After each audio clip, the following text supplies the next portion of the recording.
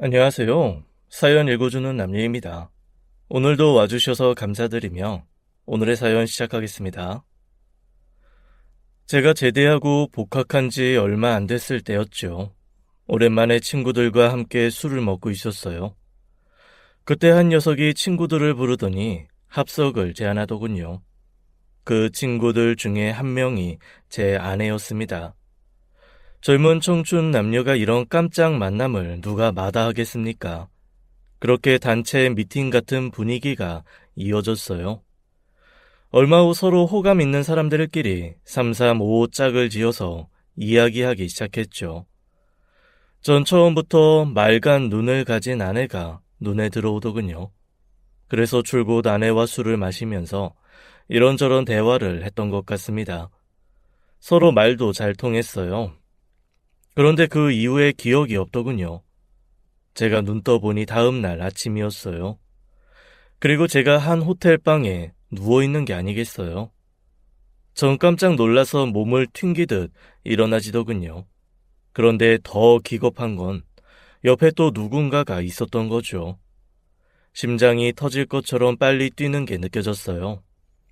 이불을 젖혀 얼굴을 확인해 보니 어제 그녀였습니다. 문제는 술을 마시고 대화를 한 것까지는 기억이 났는데요. 그러니까 이 호텔 방에 그녀와 함께 온 게 전혀 생각나지 않았어요.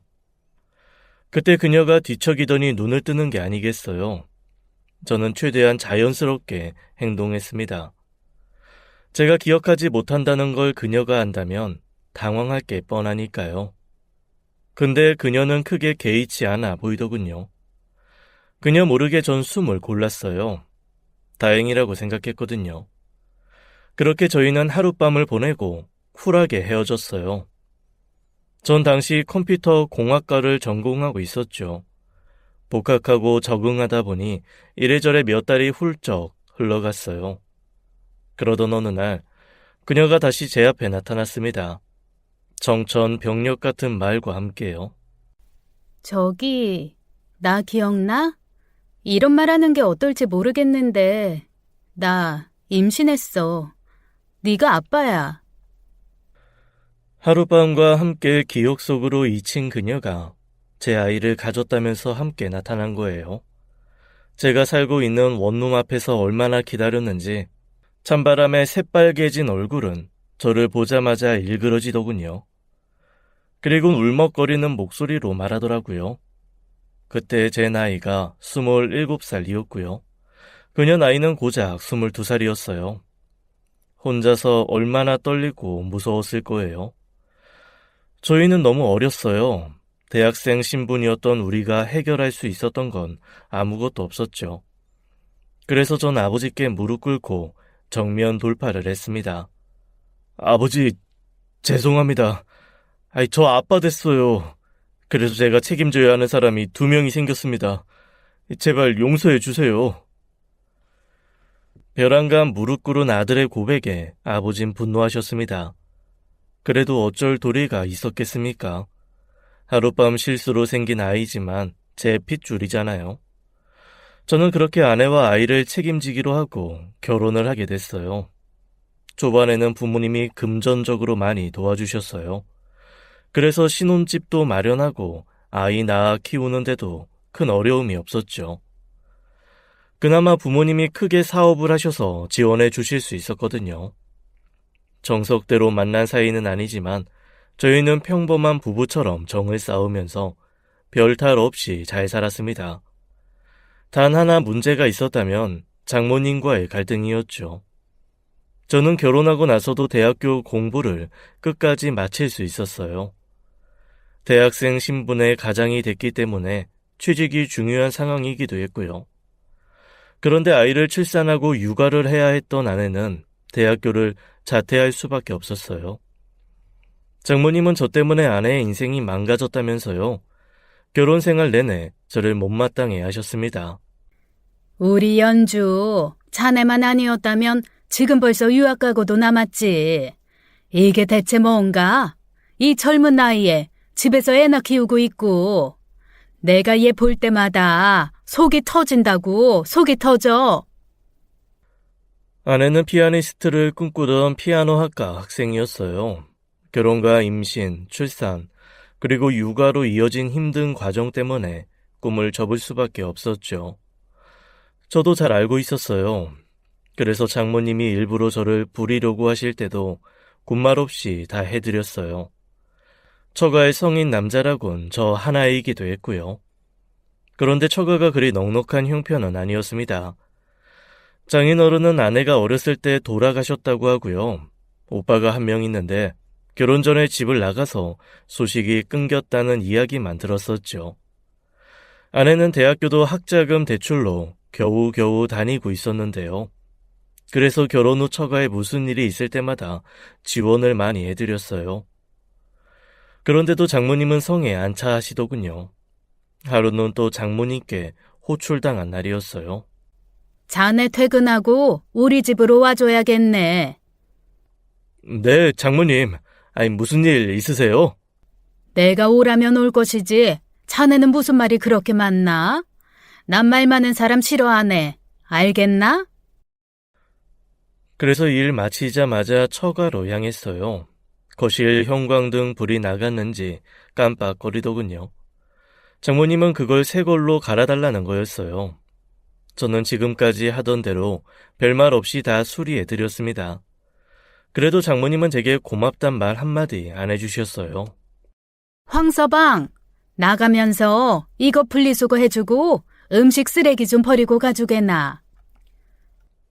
네, 오히려 일감을 주시면 더 주셨던 분이죠. 그렇게나 장모님은 제가 미우셨나 봐요. 그래도 전 얼마든지 버틸 수 있었어요. 아내가 저한테나 저희 부모님께 참 잘했거든요. 하룻밤의 실수로 시작된 인연이었지만 살다 보니 결혼 참 잘했다는 생각을 많이 했었어요. 저희 사이에 불통객이 나타나기 전까지는요. 제가 결혼한 지 한 14년 정도 됐을 때였을 거예요. 중학생인 아들은 한창 사춘기였죠. 어렸을 땐 참으로 말 많고 애교 많던 녀석이었는데요. 사춘기가 오더니 입 한 번 열기가 얼마나 어려운지요. 당시는 아들 사춘기가 제법 요란하게 지나고 있었죠. 그래서 온 식구가 아들에게 신경이 다가 있을 정도였어요. 어느 주말에는 친구 결혼식이 있어서 아내와 함께 지방에 다녀와야 했어요. 새끼 혼자 챙겨 먹으라고 할 수가 없어서 장모님께 아들을 맡긴 적이 있었어요. 그렇게 아들은 외갓집에서 하루를 보내고 왔어요. 그런데 다음날 아침 이상한 말을 하더군요. 엄마, 나 외삼촌 있었어? 그 아저씨가 나보고 외삼촌이라고 부르라고 하던데? 아저씨? 누가? 할머니 집에 누가 왔었어? 아내는 뭔가를 들킨 것처럼 뜨끔하더라고요. 저는 먼저 뭔가를 이야기하는 아들이 반갑긴 했지만 아내의 반응이 거슬리더라고요. 외할머니한테 엄마라고 하면서 어떤 아저씨가 왔는데 외할머니가 그 아저씨한테 두부를 주던데? 두부는 교도소에서 나온 사람한테 주는 거 아니야? 나 TV에서 본 것 같아. 저는 아무 말 없이 아내의 대답을 기다렸습니다. 하지만 아들의 질문에도 아내는 눈알만 굴리고 묵묵부답이었어요. 그래서 제가 한마디 거들었죠. 그래? 아빠가 한번 할머니께 물어봐야겠네. 그때 마침 아내의 휴대전화가 울리더군요. 아내는 휴대전화를 들고 안방으로 들어갔어요. 전 물어볼 심산으로 아내를 뒤따라갔습니다. 제가 방 안으로 들어가자 아내는 급하게 전화를 끊어버리더군요. 무슨 전화인데 그렇게 끊어? 누구야? 어? 아니야. 아내는 제게 말할지 말지 계속 고민하는 눈치였어요. 그래서 말을 하라고 재촉했죠. 뭔데 그래? 좀 전에 지석이가 말한 거랑 관련된 내용이야? 제 물음에 아내는 결심이 섰는지 천천히 입을 떼더군요. 사실은 어제 지석이가 본 아저씨가 우리 친오빠야. 결혼 전에 집 나갔다고 했었잖아. 그 후로 연락이 끊겼었는데 교도소에 들어가 있었더라고. 나도 결혼하고 나서 엄마가 얘기해줘서 알았어. 지금 전화 온 사람은 누구야? 장모님이셔? 응, 어제 오빠 출소했다고. 아내는 우물쭈물하더니 오빠에 대한 이야기를 해주더라고요. 친오빠는 어릴 적부터 사고를 많이 쳐서 부모님 속을 꽤 썩인 인물이더라고요. 이번에 교도소에 간 것도 사기 사건에 연루돼서 살다 나온 거라고요. 그러면서 본인은 지금껏 친오빠가 없는 셈 치고 살았다고 해요. 그 인간 정말 지긋지긋해. 어릴 때부터 친하지도 않았고 남아있는 정도 없어. 그래서 말 못했어. 오빠 때문에 학교 다닐 때도 고생을 얼마나 했는지 몰라. 나한텐 정말 아무 의미 없는 사람이라 지금까지 말 못해서 미안해. 그도 그럴 게 아내를 만나 결혼하고 산 게 거의 14년. 지금껏 한 번도 형님의 존재를 확인한 적이 없었으니까요. 아내 입장도 충분히 이해가 되더라고요. 그래서 전 대수롭지 않게 생각했습니다. 그런데 어느 날 마른 하늘엔 날벼락이 떨어지더군요. 그날은 주말 오후였어요. 저와 아내, 아들도 집에 함께 있었죠. 그때 누군가 예고도 없이 집에 찾아왔습니다. 바로 아내의 친오빠, 제 형님이란 사람이었어요. 첫 인상은 한마디로 험상궂었어요. 그리고 껌을 어찌나 요란하게 씹어대는지 곧 턱이 빠질 것만 같았죠. 형님은 집 안으로 들어오자마자 저를 보고 인사를 했어요. 자네가 내 동생이건가? 저를 향해 새끼 손가락을 흔들었어요. 세상에 이런 천벅한 첫인사를 받아본 적은 없었던 것 같아요. 저는 그런 형님을 보면서 아들을 방 안으로 밀어넣었습니다. 그리고 형님을 향해 말했어요. 일단 여기 앉으시죠. 먼저 연락도 없이 여기는 무슨 일로 오신 거죠? 아이, 오빠가 여동생 집에 용건이 있어서 오는 건가? 연주야, 안 그래? 아이, 매제 섭섭하네. 형님은 거실 소파에 앉아 집안 곳곳을 예리하게 살폈어요. 마치 하나하나 가격을 매기는 듯이요. 곧 아내는 커피를 내려왔죠. 거실 탁자에 찻잔을 놓는 아내의 손이 파르르 떨렸습니다. 그런 모습을 보더니 형님이 코웃음을 치더군요. 네가 그러면 네 남편이 오빠를 뭐라고 생각하겠냐? 어? 연주야. 대체 무슨 이야기가 하고 싶어서 왔는데? 더 이상 할 말 없으면 얼른 집에 가. 초면에 이게 무슨 실례야? 아내의 말에 형님이 자세를 고치며 저를 한번 쓱 쳐다보더라고요.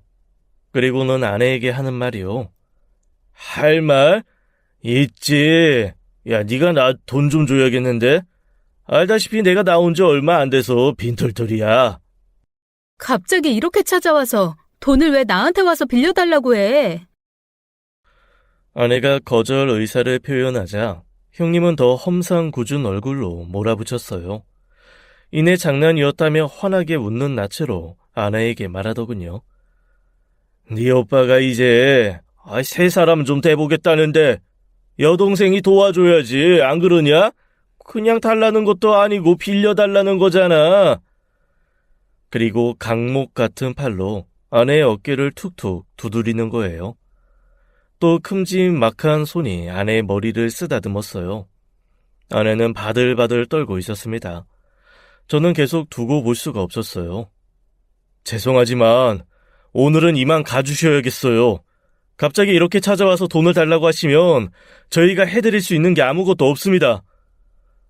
제 말에도 형님은 일어날 생각이 없어 보였죠. 오히려 아내에게 무언의 압박을 보내고 있는 듯했어요. 저는 그게 더 불쾌했어요. 형님의 팔을 잡아당겨 일으켜 세웠어요. 그리고 등을 떠밀어 현관으로 밀어붙였습니다. 매제도 참 매정하네. 초면에 이거 너무한 거 아닌가?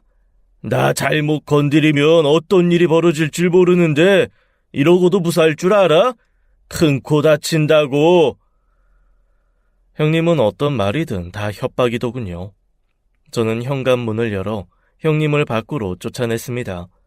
그리고 마지막으로 한마디를 더 했어요. 앞으로 이런 부탁하시려거든 오지 마십시오. 죄송합니다. 안녕히 돌아가세요. 저는 형님께 고개 숙여 정중히 인사드리고 집 안으로 들어왔어요. 바깥에선 황당하고 어이없다는 듯 형님이 분한 소리를 냈어요. 그리고 한참 뒤 발걸음 소리가 멀어지더군요. 그런데 형님의 협박은 이게 끝이 아니었습니다. 저는 대학교를 졸업하자마자 네트워크 엔지니어로 취직했어요. 나름 전문직이라 벌이도 괜찮았어요. 저도 그렇고 아내 역시 사치 부리는 성격도 아니었고요. 그래서 결혼하고 1년 후부터는 제 월급 통장을 아내에게 오픈했죠. 고정으로 나가는 금액을 제외하고는 아내가 돈 관리를 하면서 내조를 해왔어요. 아내의 꼼꼼한 성격 덕분인지 돈도 꽤 모을 수 있었습니다. 그래서 전적으로 아내를 믿고 맡겼던 것 같아요. 아들이 중학생이 되면서는 아내도 일을 시작했죠. 작은 아르바이트였어요.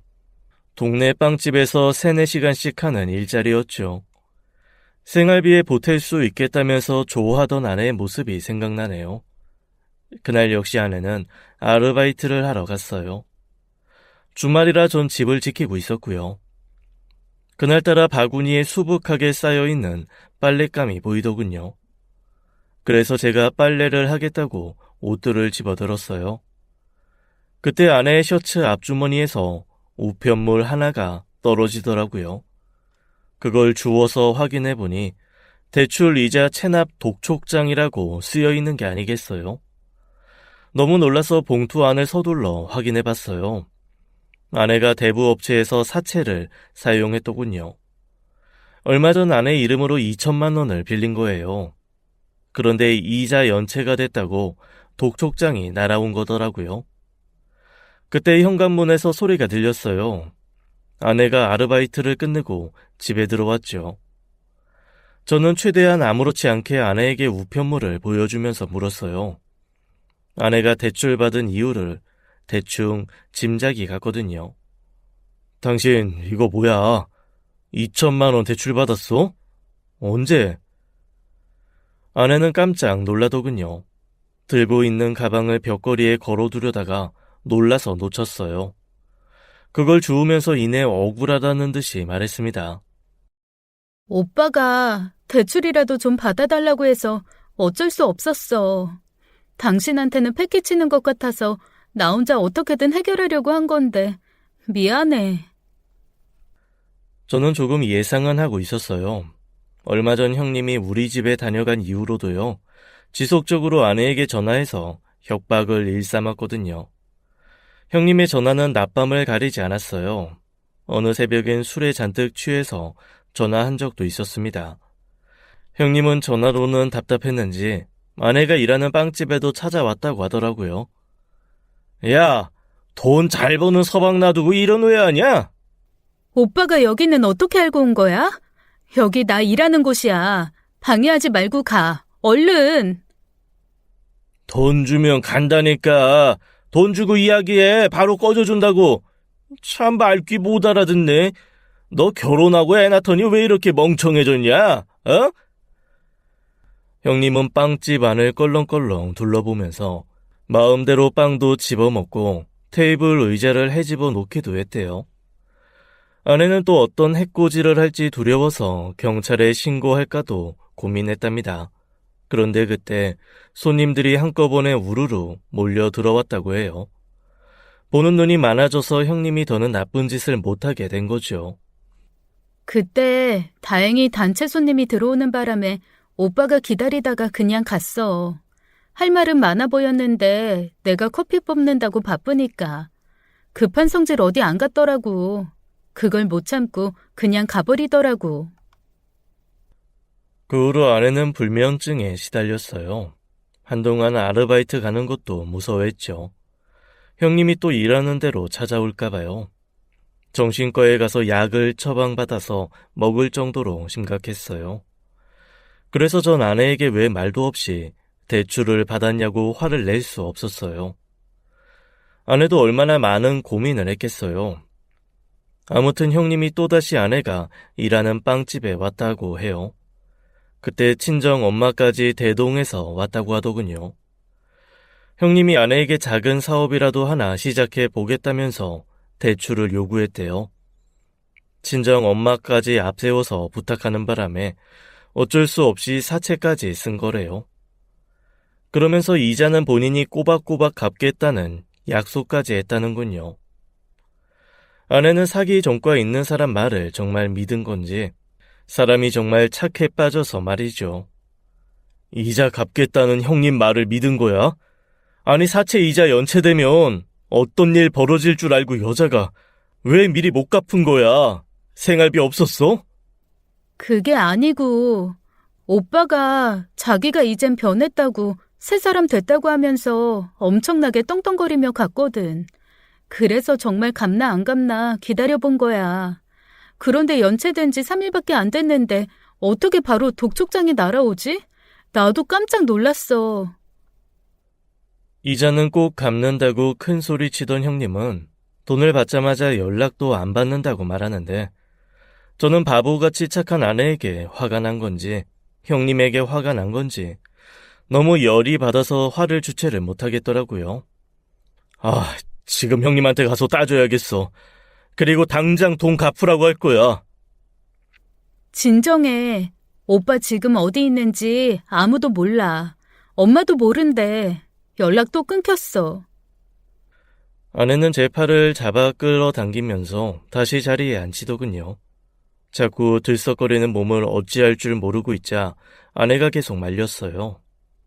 차라리 잘 됐어. 이참에 오빠랑 아예 인연 끊어버리자. 2천만 원 줘버리고 아예 보고 살지 말자. 그게 돼? 형님이 또 찾아오면 어쩌려고. 이렇게 한번 연락 안 되면 무슨 일 생긴 거야. 또 깜빵 갔거나 했겠지.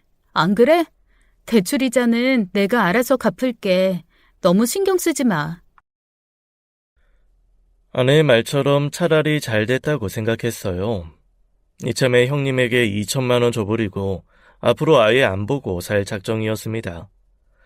그래서 대출 이자고 뭐고 원금부터 바로 갚아버렸죠. 더 이상 이 돈으로 스트레스 받고 싶진 않았어요. 아내의 말처럼 형님은 정말 연락이 끊긴 건지 한동안 소식이 없더군요. 그런데 무소식이 희소식이란 이야기는 제겐 해당 사항이 아니었습니다. 제 직업은 특성상 1년 중에 연말이 제일 바쁜데요. 당시에도 야근을 밥 먹듯이 하고 있을 때였어요. 아침 일찍 출근해서 자정이 돼서야 끝났으니 식구들 얼굴 보기도 힘들었어요. 그날도 퇴근해서 집에 오니 밤 11시더군요. 그런데 집안이 칠흑같이 캄캄하더라고요. 제가 야근해도 아내는 안 자고 기다리거나 먼저 자면 거실 불은 켜놓고 들어가곤 했거든요. 안방에도 들어가 보니 아내는 없었습니다.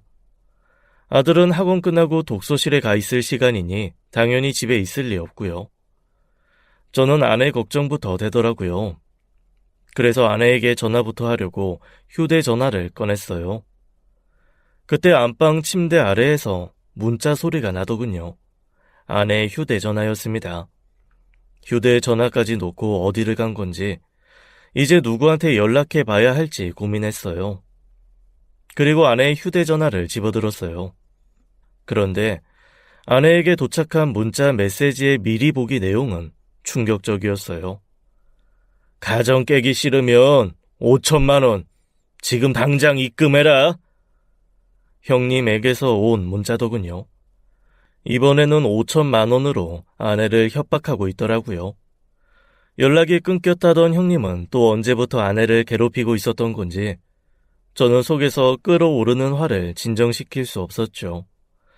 그런데 그때 인기척이 느껴지더군요.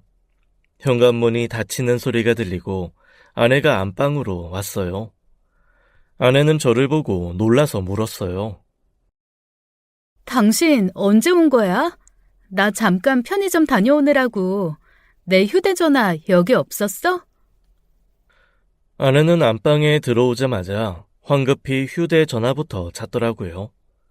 저는 모르는 척하고 침대 위에 놓여있는 전화기를 가리켰습니다. 나도 방금 왔어. 집에 오니까 침대 위에 놓여있더라. 걱정했잖아. 무슨 일 생긴 줄 알고. 아, 갑자기 편두통이 와서 약 사러 편의점 다녀온 거야. 그런데 아내는 빈손이었어요. 그래서 약은 사왔어? 편의점에 두통약이 다 떨어졌다고 하더라고. 그래서 못 사고 들어왔지. 아내는 얼른 휴대전화 먼저 챙기더라고요. 저는 일단 형님에게서 온 문자를 못 본 척했어요. 태어난 척 씻고 먼저 이부자리에 누워버렸죠. 며칠째 야근이라 피곤하기도 했고요. 다음날 아침 전 뜬 눈으로 밤을 새운 것 같았어요. 아내가 주방에서 아침밥을 준비하느라 정신없는 틈을 타 옷장을 열었어요.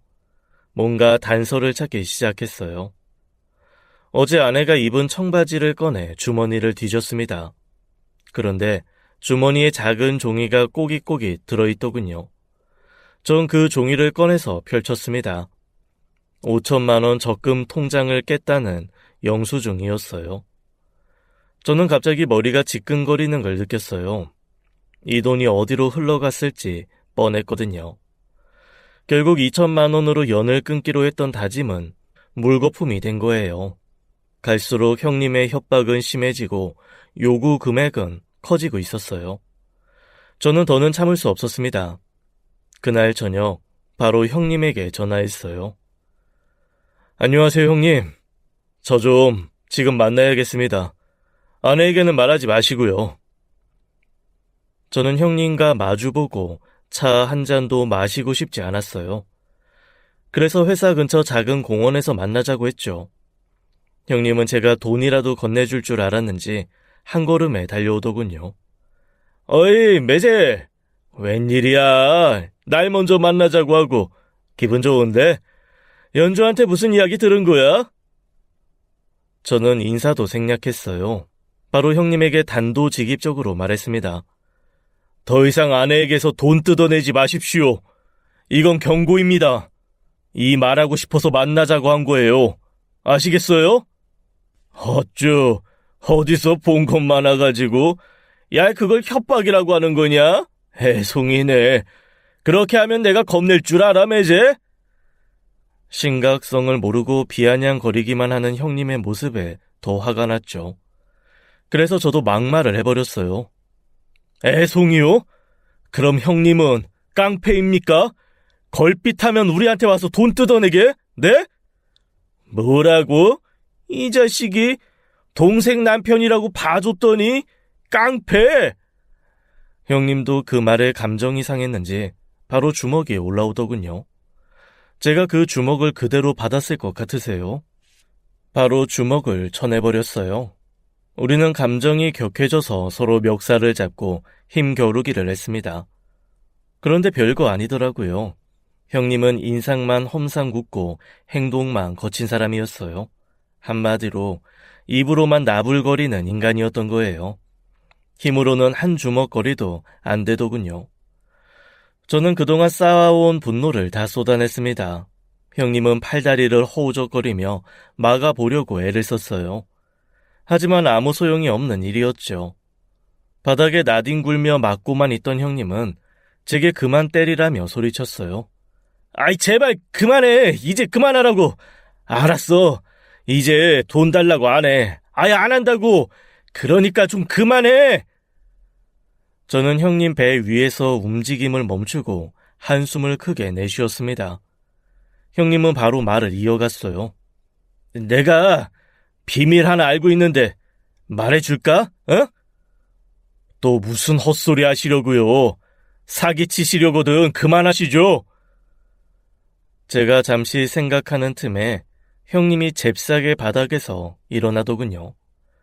상황이 역정된 것처럼 형님은 제게 반짝이는 눈을 하면서 말했어요.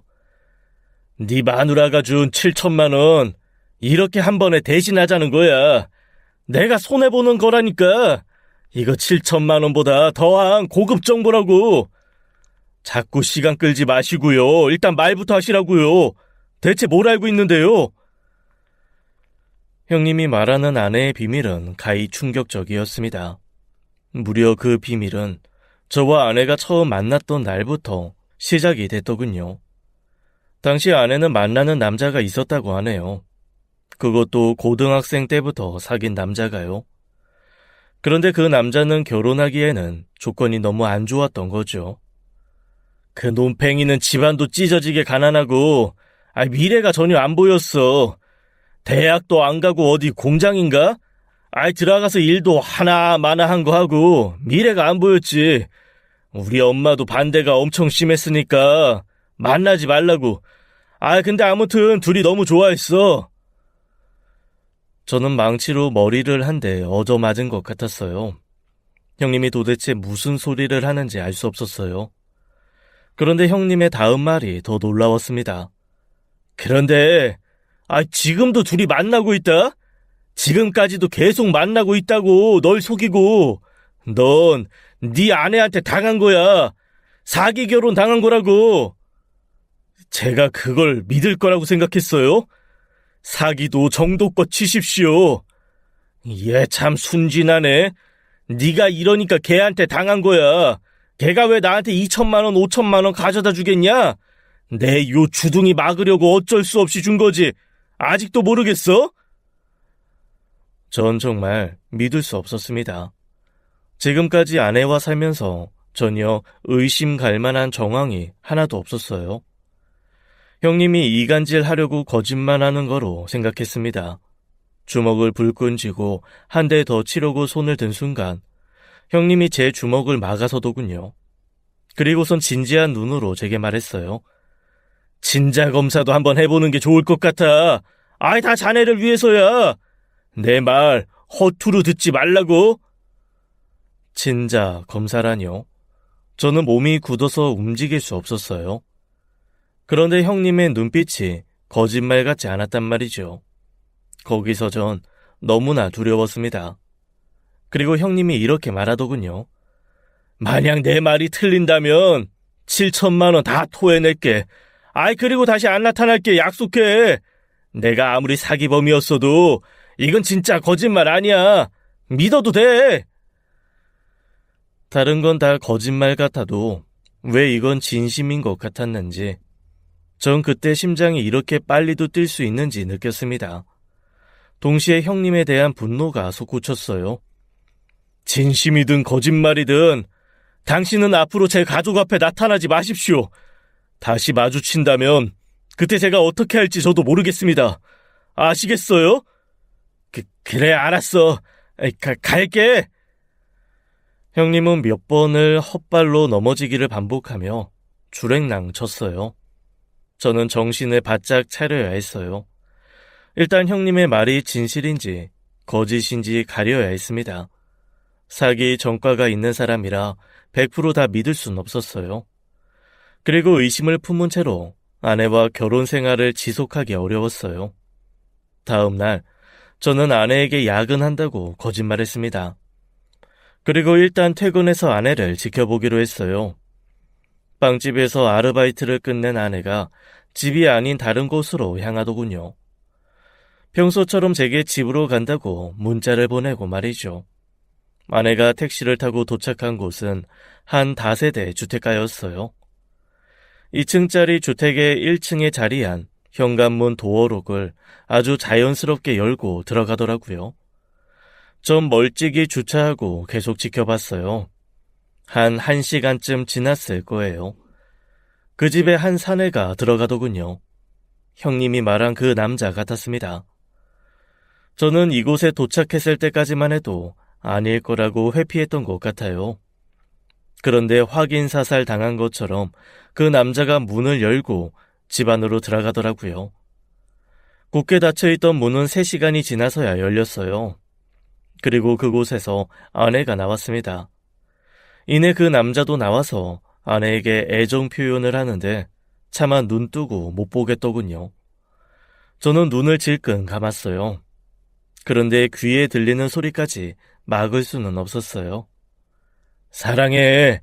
내일도 올 거지? 매일 보고 싶어.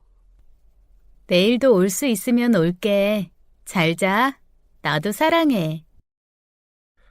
그리고 다시 눈을 떴을 때는 남자의 모습은 보이지 않았어요. 아내의 표정은 세상을 다 가진 것 같이 해맑고요. 그리고 시계를 보더군요. 밤 10시 30분. 여기서 집까지는 택시 타면 20분 정도 걸리니까요. 야근하고 퇴근한 저를 맞이하기에 충분한 시간이었어요. 이렇게 아내는 몰래 다른 마음을 품고 있었던 거예요. 택시를 타고 아파트 앞에 도착한 아내는 온 매무새를 만지기 여념이 없었어요. 제게 들키면 안 되니까 저랬겠죠. 향수도 뿌리더군요. 그 남자의 냄새를 없애기 위해서였겠죠. 그녀의 행동 하나하나 모든 게 거짓말처럼 느껴졌습니다. 저도 모르는 사이 눈물이 볼을 타고 흐르더라고요. 그 배신감은 안 당해본 사람은 모를 거예요. 믿음이라는 게 참 무섭더군요.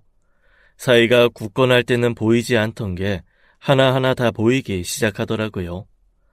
아내는 집에서도 손에서 휴대전화를 놓지 않았어요. 문자나 전화가 오면 깜짝깜짝 놀라고 방에 들어가서 확인한다든지 아예 전원을 꺼버렸어요.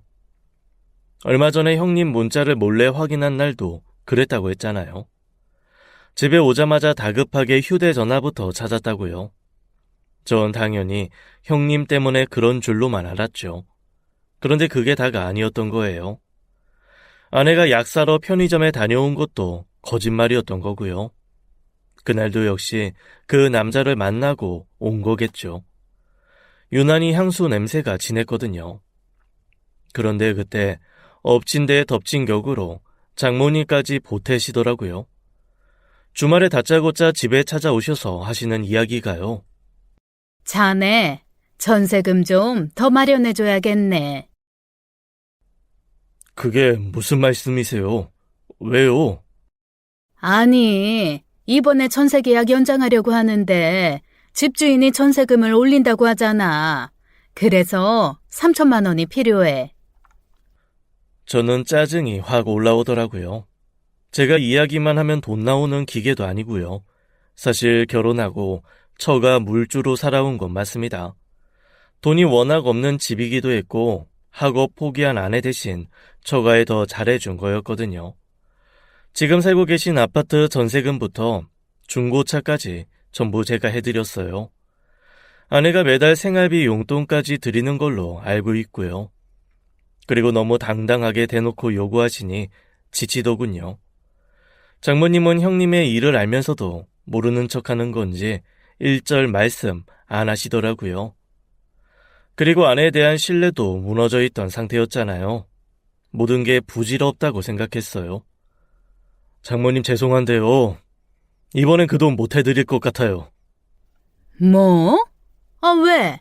네가 우리 연주 데려다가 이리 고생시켰으면. 장모님, 제가 지금 돈이 없는데 어떻게 해드려요? 전 그 지긋지긋한 소리 듣기 싫어서 장모님의 말을 끊었습니다.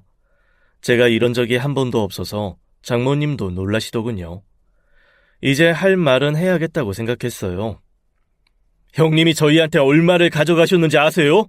아시죠? 알면서도 모르는 척 하시는 거잖아요. 그래서 저희 지금 돈 없습니다. 그러니까 지금 전세금에 맞는 곳으로 이사를 가시든지 하세요. 제 말에 장모님은 펄쩍펄쩍 뛰시더군요. 형님 이야기는 안중에도 없었습니다. 나보고 더 좁은 데로 이사를 가라는 거야? 내가 더 좁은 데서 어떻게 살라고? 말이 돼? 옛날엔 이보다 더 좁은 데서도 아내랑 함께 사셨잖아요. 죄송하지만 지금은 저도 어쩔 수 없습니다. 아내는 옆에서 아무 말도 하지 않더군요. 아무 말도 할 수 없다는 게 맞는 말일 거예요. 그러자 골이 난 장모님은 저를 더 갈구기 시작하더라고요. 아이고, 속 터져. 속도 위반만 아니었으면 내가 이렇게 꽉 막힌 사위를 보겠느냐고. 응? 내 딸 어디 내놓으면 서로 장가오겠다고 줄을 선다고. 복 받은 줄 알아야지. 장모님은 제 가슴팍을 두드리며 억울하다는 듯이 소리쳤어요. 저는 그냥 한 귀로 듣고 한 귀로 흘려들었습니다. 10년이 넘도록 귀에 딱지가 생기게 들었던 이야기였어요. 면역이 생겨서 아무렇지도 않았어요. 그런데 장모님이 큰 실수를 하시더군요. 저기 우리 윗집 창선이네도 우리랑 사돈 맺자고 그랬고, 응? 옆 동네 의사 집안 지훈이도 장가 오겠다고 그렇게 난리를 쳤는데 그리고 은호 그놈만 정신 똑바로 차렸어도 응? 그때 아내가 장모님의 입을 손을 막아버리더라고요. 갑작스럽게 입이 막힌 장모님이 허우적거리면서 아내를 밀쳤습니다. 얘가 왜 이래? 안 그러냐고. 걔 지금 사는 꼬락서니를. 엄마! 저는 대충 짐작이 가더군요. 지금 아내가 만나는 남자의 이름이 은호인 것 같았어요. 그러니까 장모님도 알고 있는 눈치였습니다. 아내는 장모님의 입에서 그 남자의 이야기가 나올까봐 전전긍긍하더라고요. 전 아내를 해방시켜줬습니다. 장모님, 잘 알고 있어요. 제가 나쁜 사람인 거. 그러니까 이제 그만하세요. 정말 나쁜 인간이 누구인지 이 사람들은 알까요? 다들 작심하고 저 하나를 속인 거예요. 정말 분하고 억울한 사람이 누구인지 제대로 알려야겠죠. 그래서 저는 결심해야 했습니다. 전 아내와의 사이는 이미 끝났다고 생각했습니다. 그런데 하나 가슴속에 멍울처럼 아들이 남아 있었어요. 아들이 친자가 아니라는 건 정말 받아들일 수 없었습니다. 아들의 혈액형은 B형이었어요. 저도 아내도 B형이니 의심할 수 없는 혈액형이었던 거죠. 그리고 생김새도 아내와 복사해서 붙여 넣은 것처럼 판박이에요. 아내와 첫날 밤을 보내고 임신, 출산 주기를 따져봐도 친자가 아닐 가능성이 전혀 없었어요. 아니에요. 사실은 형님의 말을 믿고 싶지 않는 게 가장 컸을 수도 있어요. 부정하고 싶은 현실 말이에요. 전 아내와 헤어지는 건 상관없었어요. 그러나 아들만은 포기할 수 없었습니다. 그래서 아들을 지키기 위해서라도 이 거짓 결혼에 대해서 제가 다 알아야 했어요. 가장 먼저 확인해야 했던 것은 통장이었어요. 아내는 자신의 비밀을 숨기기 위해서 형님에게 돈으로 입막음까지 했으니까요. 제가 모르는 뭔가가 또 있겠다고 생각했어요. 전 평일 하루 연차를 냈습니다. 아내가 아르바이트를 간 시간에 몰래 생활비 통장 내용을 뒤져보기 시작했죠. 그런데 꽤 주기적으로 한 남자에게 돈을 보내고 있었어요. 그의 이름은 바로 이은호였어요. 아내가 지금 저 몰래 만나고 있는 고등학교 동창생 말이죠. 매달 꼬박꼬박 100만 원씩 이체했더라고요. 아내가 빵집 아르바이트로 받는 돈은 한 달에 5, 60만 원이에요. 그것보다 더 많은 돈을 그 남자에게 보내고 있었다니 제가 본 돈으로 그 남자 생활비 대준 거 아닙니까? 저는 정말 미치기 일보 직전이었습니다. 그런데 이보다 더한 것도 있었어요. 7월의 어느 한 날 통장 이체 내역 한쪽에는 이렇게 적혀 있더군요.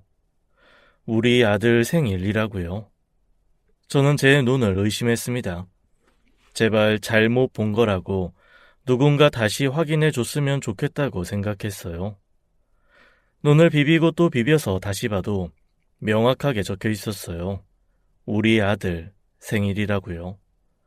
저는 속에서 터져 나오는 울음을 막을 길이 없었습니다. 제 평생 이렇게 절규하며 울어본 적은 없었던 것 같아요. 그땐 온 세상이 새카맣게 보였어요.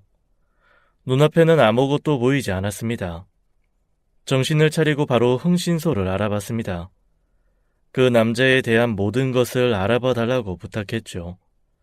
그리고 아들의 칫솔을 주면서 친자 확인까지 해달라고 했어요.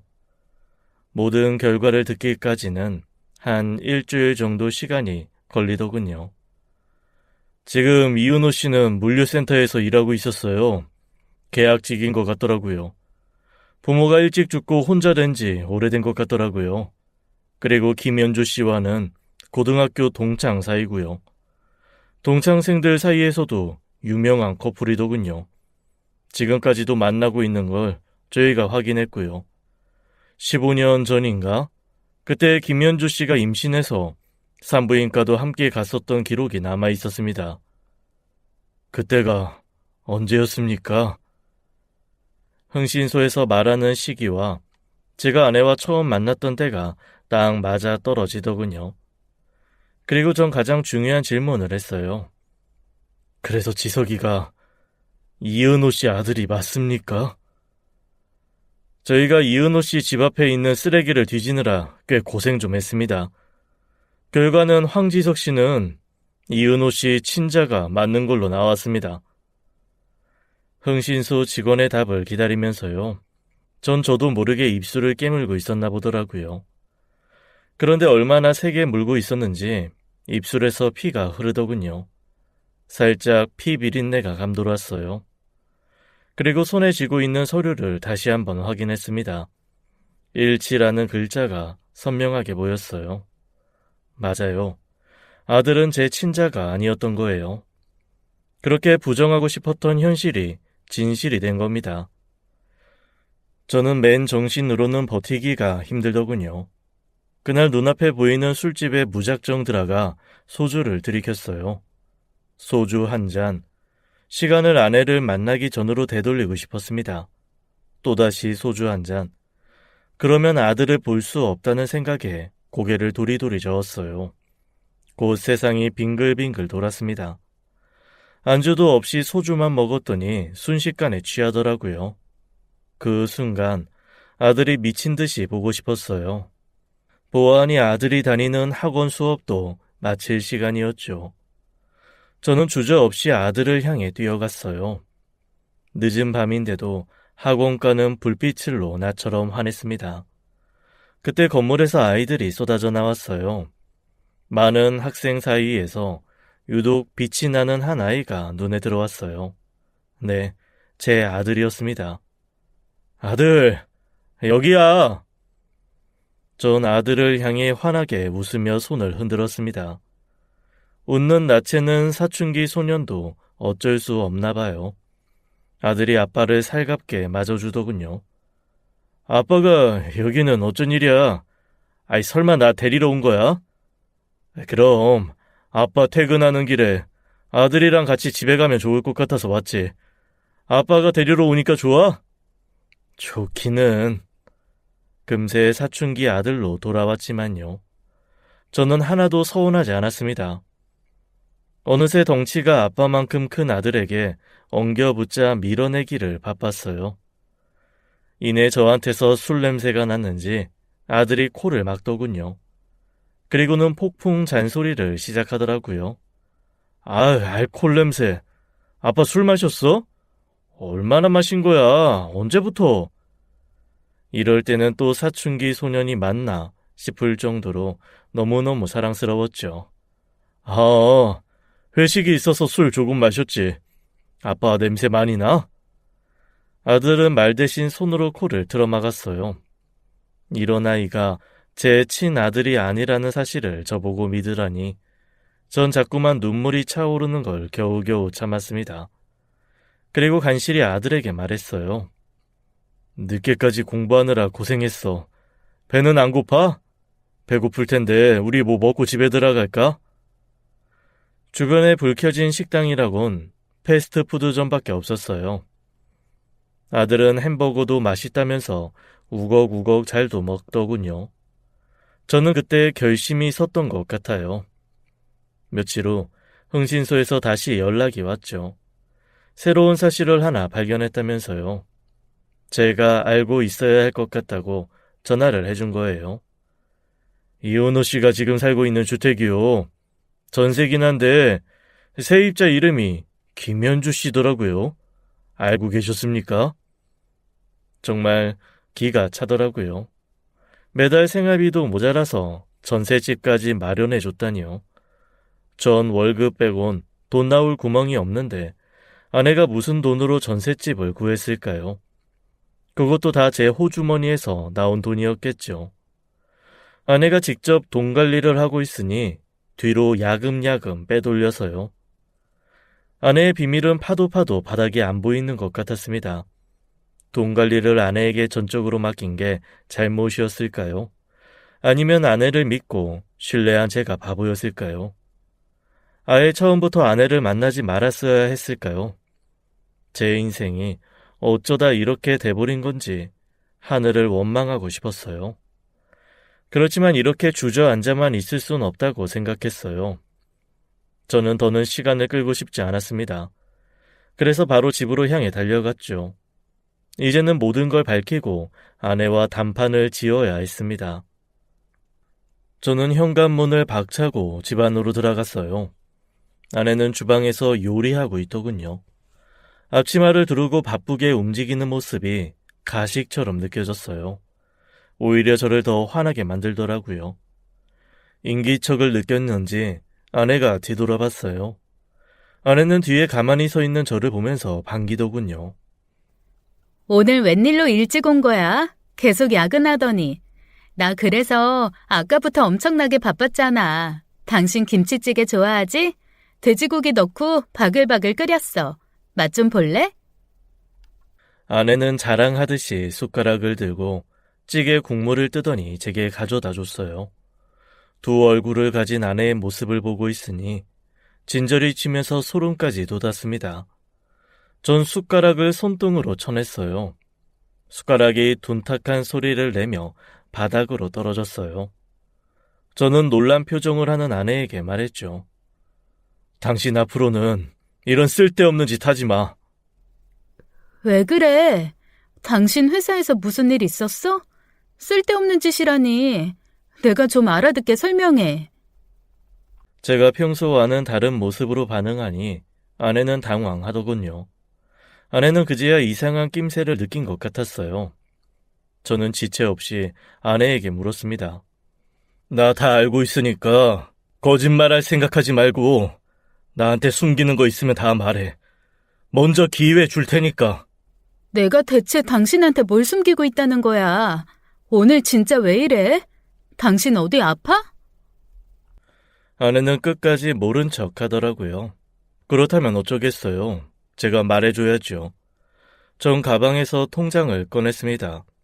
그리고 친절하게 아내 앞에서 보여줬죠. 이걸 보고도 아내가 언제까지 발뺌할 수 있을까요? 이게 뭔데? 보고도 몰라? 생활비 통장이잖아. 내가 이은호가 누구인지 모를 줄 알았어? 이은호라는 이름이 나오자 아내는 크게 당황스러워하더군요. 이내 아내가 제 손에서 통장을 뺏어갔어요. 그리고 횡설수설하면서 말을 이어갔습니다. 아니, 그러니까 오빠가 이간질한 거야. 이은호는 나도 모르는 사람이야. 오빠랑 아는 사람인데 그러니까 매달 돈을 보내라고 해가지고. 당신 끝까지 거짓말할래? 사실대로 말하라고. 내가 먼저 기회 준다고 했잖아. 정말이야. 난 이은호가 누군지 진짜 몰라. 누군지도 모르고 돈 보낸 거야. 오빠가 시켜서. 저는 끝까지 거짓말하는 아내에게 두 손 두 발 들었어요. 원래 이런 사람이었다는 걸 그동안 저만 모르고 있었던 거예요. 하지만 전 아내의 입을 다물게 할 방법을 알고 있었습니다. 친자 검사 결과 서류를 아내 앞에 들이밀었어요. 당신이 이은호를 모를 리가 있어? 지석이 친아빠잖아. 모를 수가 없잖아. 안 그래? 아내의 두 눈이 크게 흔들리더군요. 이내 서류를 뺏어들고 갈기갈기 찢어버리더라고요. 그러면서 하는 말이요. 아니라고. 아니야. 이것도 다 거짓이야. 이걸 나보고 믿으라고? 이게 가짜 서류인지 내가 어떻게 알아? 당신 미쳤어? 어?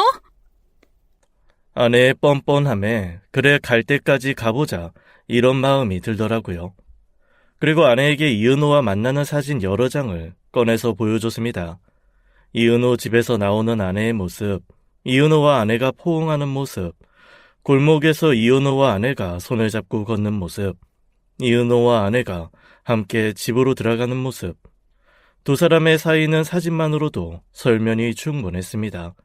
사진을 본 후 아내는 드디어 본성을 보이기 시작하더군요. 당신 지금까지 내 뒤를 밟은 거야? 몰래 나 미행했어? 지금 고작 중요한 게 그거야? 네가 지금까지 나한테 뭘 잘못했는지 몰라서 그래? 그래, 나 남자 있어. 그런데 뭐, 어쩌라고. 그래서 어쩔 건데? 이혼하든지. 어느새 아내는 눈빛부터 변해 있더군요. 그리고 궁금했습니다. 남자가 있었으면서 대체 왜 나와 결혼했는지요. 그래서 아내에게 물었죠. 남자가 있었으면서, 그 남자와 아이까지 있었으면서 날 속이고 왜 나하고 결혼한 거야? 대체 왜? 이제 와서 그게 궁금해? 말해줘? 아내는 저를 보면서 희미하게 비웃으면서 이야기를 했습니다. 당신 집안 돈 많았잖아. 사람도 어수룩하니 바보 같았고. 그러니까 내가 임신했다고 찾아갔을 때 바로 속았지. 우리 애를 돈 걱정 없이 키울 수 있겠다고 생각해서 결혼한 거야. 우리가 그때 정말 돈이 없었거든. 뭐 다른 뜻은 없었어. 평생을 속여와 놓고도 미안함 하나 없이 뻔뻔하게 이야기하는 아내의 모습이 저를 더 분노하게 했어요. 이글거리는 눈으로 아내를 뚫어지게 쳐다봤습니다. 아내는 그것마저 재미있다는 듯이 당시 일을 설명했어요. 이은호와 아내는 고등학교에서 처음 만나서 사귀기 시작했는데요. 아내가 임신했는데도 장모님이 결혼을 너무 반대했고 이은호를 너무 싫어해서 반항심에 돈 많은 저에게 접근했다고 하더군요. 그러니까 홧김에 저랑 결혼하고 뒤로는 이은호와 연애를 즐긴 거예요. 돈 많은 남자 밑에서 아들은 잘 키워주겠다고 약속하고요. 아내가 아무 꺼리낌 없이 술술 이야기하는데 저는 더는 못 들어주겠더라고요. 그만해. 그러면 처음부터 사기 결혼을 계획하고 나한테 접근한 거네? 이거 범죄야. 몰라? 이제 와서 어떻게 밝힐 건데? 10년도 더 넘은 일을, 어? 왜? 내가 못할 것 같아? 장모님도 알고 있는 것 같던데 온 가족이 나 하나 작심하고 속여온 거네. 돈 나올 구멍 하나는 있어야 하니까 난 지금껏 그것도 모르고 처가에 다 가져다 바치고. 누가 호구처럼 그렇게 살래? 그러니까 이혼해. 나보고 어쩌라는 거야? 이혼? 너랑 결혼한 것도 수치스러워. 지금 당장 내 집에서 꺼져. 더는 보고 싶지 않다. 그리고 지석이는 앞으로도 내 아들이야. 지석이는 내가 키워. 허튼 수작 부리지 마. 뭐? 당신이 무슨 권리로? 호적상에도 지석인 내 아들이야. 그럼 넌 무슨 돈으로 지석이 키우려고? 돈 한 푼 없잖아. 안 그래? 그래서 전 아내를 집에서 내쫓았습니다. 그리고 혼인 취소 소송을 진행했는데요. 결혼 당시 악질적인 사실을 숨긴 사실이 인정되면서 혼인 취소를 할 수 있었죠. 또한 그동안 처가를 금전적으로 도운 것과 아내가 상간남에게 돈을 준 것에 대해서도 부당이익 반환 청구 소송을 했어요. 제 주머니에서 나온 돈으로 생활하던 사람들이었어요. 더는 돈 나올 곳이 없었죠. 결국 처가와 상간남 전셋집, 통장 등은 차압됐다고 하더군요. 하지만 아들은 끝까지 지키고 싶었습니다. 이래서 낳은 정보다 키운 정이 무섭다고 하나 봐요. 저는 친생 부인의 소를 진행하지 않았습니다. 혼란스러운 상황에서도 아들이 이 사실을 알게 될까봐 두려웠어요. 그래서 얼마나 조심스럽게 일을 진행했는지 몰라요. 그런데 얼마 후 아내가 씩씩거리면서 집으로 찾아온 거예요. 오자마자 아들부터 찾더라고요. 지석이 어디 있어? 지석이는 알고 있어? 당신이 친아빠 아닌 거 알고 있냐고. 나만 이렇게 당하고 못 살지. 지석이 어디 있냐고. 당신이 진짜 이러고도 엄마야? 지석이 위해서라면 이럴 수 있어? 사실 밝혀서 뭐 어쩔 건데 당신이 나보다 잘 키울 자신 있어? 분하다고. 분해서 미치겠다고. 복수할 거야. 너한테 복수할 거라고. 자신이 잘못한 건 인정 못하고 모든 걸 잃었다며 제게 화를 내더군요. 저는 아내에게 다시 한번 경고했어요. 이런 식으로 지석이 앞에 다시 한번 나타나면 그땐 내가 어떻게 변할지 몰라. 경고야. 다시는 우리 눈앞에 띄지 마. 바닥에 주저앉아 울음을 터뜨리는 아내가 불쌍하지도 않았어요. 저는 아내를 현관 밖으로 끌어냈습니다. 그리고 가차없이 현관 문을 닫아버렸죠. 아내는 30분을 현관문을 발로 차고 초인종을 끊임없이 누르더군요. 마지막엔 애원까지 하더라고요. 미안해, 여보. 여보, 나 한 번만 용서해주라. 나 다 포기하고 당신한테 돌아올게. 나 받아주면 안 될까? 제가 안에서 아무 말이 없자 아내는 현관문을 발로 뻥 차버리고 욕을 날리더군요. 그리고 가버렸는지 조용했습니다. 그 후로 저는 아내를 볼 수 없었어요. 강제 집행이 진행되고 살던 곳에서 쫓겨난 후 어디로 갔는지 어떻게 살고 있는지도 모르겠네요. 형님은 어디 교도소에 또 수감됐다고 하더라고요. 사실 저는 처가 식구들 소식을 듣고 싶지도 않고 알고 싶지도 않아요. 제 인생의 15년, 16년을 앗아간 사람들이잖아요. 얼마 전 저는 아들과 그곳을 떠나 다른 지역으로 이사도 했죠. 그리고 새로운 삶을 시작하기 위해 열심히 준비하고 있어요. 모든 걸 다 잃었지만 제 옆에 아들이 있으니 뭔들 못하겠습니까? 이젠 아들과 아무 걱정 없이 행복하게 잘 살고 싶습니다. 지금까지 제 사연 들어주셔서 감사합니다. 지금까지 사연 읽어주는 남녀였습니다. 끝까지 함께 해주신 여러분 감사드리며 저희는 다음 사연으로 돌아오겠습니다. 감사합니다.